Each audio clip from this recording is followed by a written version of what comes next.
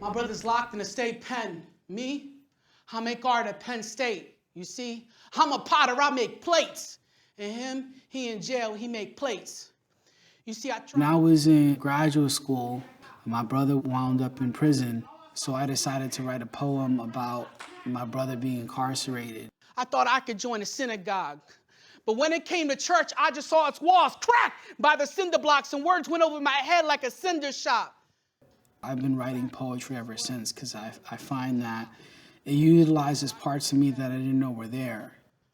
Stop talking down to me. I said enough's enough. If I'm in prison in my body, then you providing the cuffs.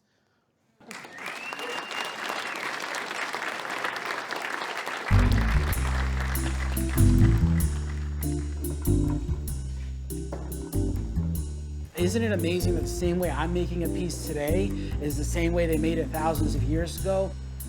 And in many ways, it makes me feel like validated as an artist, and I'm following a tradition that's well beyond me. I wanted to talk about this particular piece because it's about Selena. It's also about music and sound, but for a lot of these works, it's about memory for me. Selena isn't somebody that people talk about quite often anymore, but ceramics has this power to like bring back up a story and archive it in a way that lasts forever. And so it just really, I think it's really powerful to have this piece next to these ancient works. That's really what's happening here too.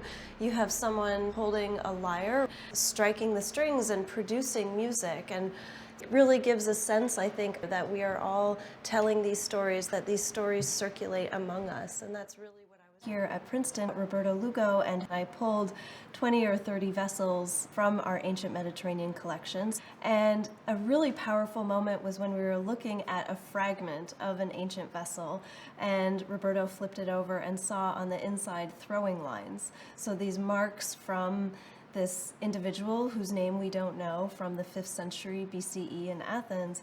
And that just offered this moment of human connection between the work that Roberto's doing and this person from antiquity. This opportunity to work and think about how the Greeks would tell a story made me think about how to tell the stories of people like Roberto Clemente.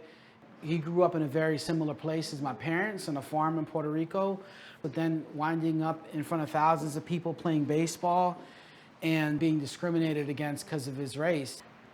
That is very much in dialogue with the ancient examples, how you're able to create two different geographical spaces, two different temporal zones, and it's the vessel's invitation to us to walk around and sort of engage with these different moments in the story.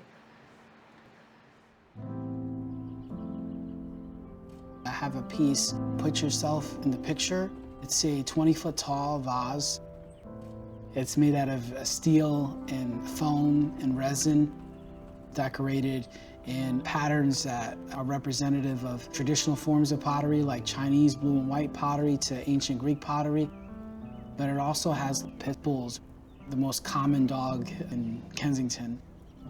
I want to show that my culture belongs and that it holds up with all these other places. It also gives a visual example of harmony amongst things that maybe seem dissonant.